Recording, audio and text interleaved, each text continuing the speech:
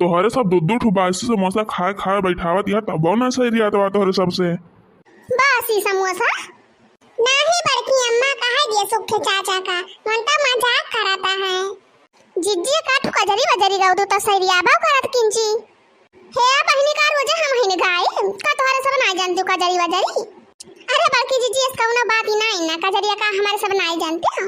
अरे बड़की जीजी तो गाबो तो तहारे और बात ही बाय तहार कजरिया बहुत बढ़िया लागत है। और का बड़की जीजी तुम तो खूब बढ़िया बढ़िया कजरिया गावा जानत हो तब तो फेमसिया है। अरे हम तोहरे सबका जानी थी तोहरे सब आपन आपन ना गावते सोचा थी ये बड़की जीजी गाँव है और तोहरे सब याद कर लेता उन्हें हमार गाना आपन सिर रखे रहबो आपन त ना गाऊ।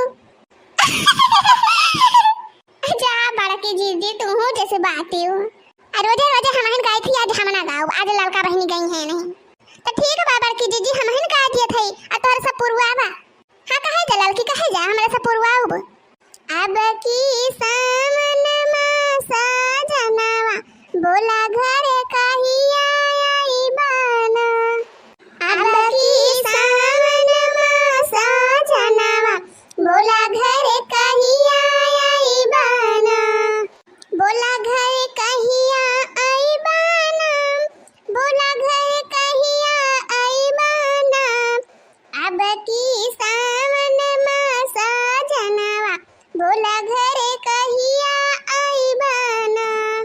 हाँ अब की सावन मा सजनावा बोला घर कहिया आई बाना बोला घर कहिया आई बाना बोला घर कहिया आई बाना करिया रे भाई न खेत खरिहनावा बोला घर कहिया आई बाना।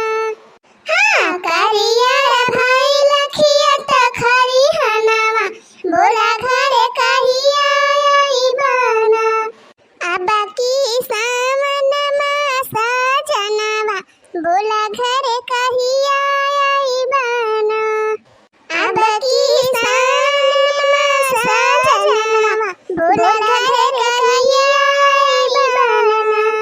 पुरवा पवन मोरा जिया राजा रे पुरवा पवन मोरा जिया राजा रे बोलिया सुनावे कोयलिया बोला घर कहिया आई बाना पुरवा पवन मोरा जिया राजा रे पुरवा पवन मोरा जिया राजा रे बोलिया सुनावे कोयलिया बोला घर कहिया आई बाना बोला घर कहिया आई बाना बोला घर कहिया आई बाना बोलिया सुनावे कोयलिया बोला घर कहिया आई बाना बोला घर कहिया आई बाना बोला घर कहिया आई बाना बोलिया सुनावे कोयलिया बोला घर कहिया आई बाना अब की सावन मा सजनावा बोला घर कहिया आई बाना अब की सावन मा सजनावा बोला घर कहिया आई बाना हरे हरे लहरे खेत में धनावा बोला घर कहिया आई बाना हरे हरे लहरे खेत में धनावा बोला घर कहिया आई बाना अब की सावन मा सजनावा बोला घर कहिया आई बाना। हाँ अब की सावन मा सजनावा बोला घर कहिया आई बाना। वाह ललका चाची वाह एकदम जबरदस्त क्या बात है वाह ललका चाची वाह मजा आ गया। अरे बड़की भौजी रोजे तो गावत हुआ आज हमहू आही धनवा बैठावे तब तू गौतीन ना आए यहाँ तोहरे गौ नहीं सुने के मारा तो हम आए है ऐसन बाड़े सबके कजरी सुन हमारा बर्दाश्त ना हुआ तबाय तोहरे सबका गाना सुन तो हमारा गावे के मन कहा तबाय अब तो हम गाऊ जरूर। अरे कल्लू भैया गावा गावा तोहरा सुना जाए। अरे हमहू तो सुनी हमार कल्लू भैया कैसे गौ नहीं गावा थे। हाँ चलिए सुना सुखे चाचा। अरे मखाना छत पर घेर के बल से चुआ सारा मकनवा अब मेघवा कूदत कोना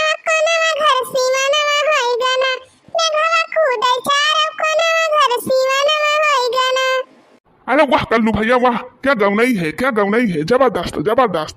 रसुआई बही के तैरई लागे अतौली भवाया गनवा ना जाने कहां पीढ़ा बहिगा ना जाने कहां दलनवा भौरी काटे बरसा जनवा घर सिवनवा होई गना भौरी काटे बरसा जनवा घर सिवनवा होई गना हम घवा कूद चारो कनवा घर सिवनवा होई गना मैं घवा कूद चारो कनवा घर सिवनवा होई गना अरे घुवरी घारी के लपसी होइगा जतना रहा पिसनवा अरे सिलिया बेचारी पर डूबी मारे पीछे पड़ा चिखनवा चटनी तर से बरस जनवा घर सिवनवा होइगा ना चटनी बिन तर से बरस जनवा घर सिवनवा होइगा ना घर सिवनवा होइगा ना घर सिवनवा होइगा ना देखवा कूद चारो कनवा घर सिवनवा होइगा ना हमें घवा कूद चारो कनवा घर सिवनवा होइगा ना।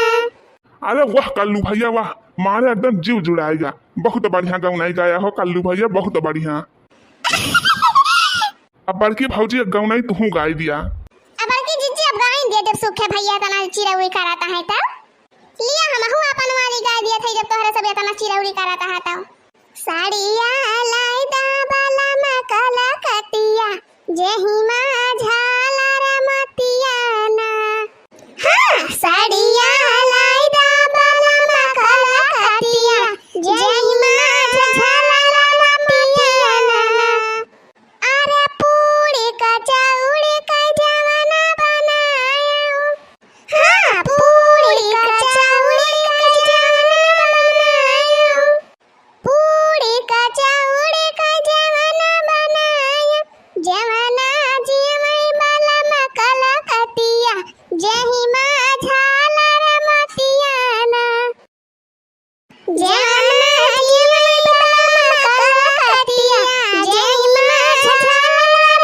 मतिया ना हाँ साड़िया लाई दा बाला मकला कटिया जेही मा झालर मतिया ना साड़िया लाई दा बाला मकला कटिया जेही मा झालर मतिया ना। अरे वहां पर की अम्मा वाह जबरदस्त एकदम जबरदस्त। अरे कल्लू भैया अपने बड़की अम्मा का समझे हां बही। अरे बड़की जीजी एक नंबर का गाना गावत थी, एक नंबर का है। वाह बड़की जीजी वाह एकदम मजा आ गए। तो भैया बहनी हमार तो गाना इनके सबका बहुत नीक लाग। अब अगर आपो सबका गाना नीक लाग हुए ना तो हमारे वीडियो का लाइक कर दिया जाए और अभी तक चैनल को सब्सक्राइब ना करा हुए ना तो चैनल को सब्सक्राइब कर लिया जाए। हमारा बड़की जीजी गाना आप लोग का कैसे लगा कमेंट में जरूर बतावा जाए। तो बहनी अब घड़ी इशारा करती है हमारे सबका घरे जाता है तब मिला जाए अब अगली वीडियो में। तब तक के लिए पंचा भैया जय हिंद जय हिंद।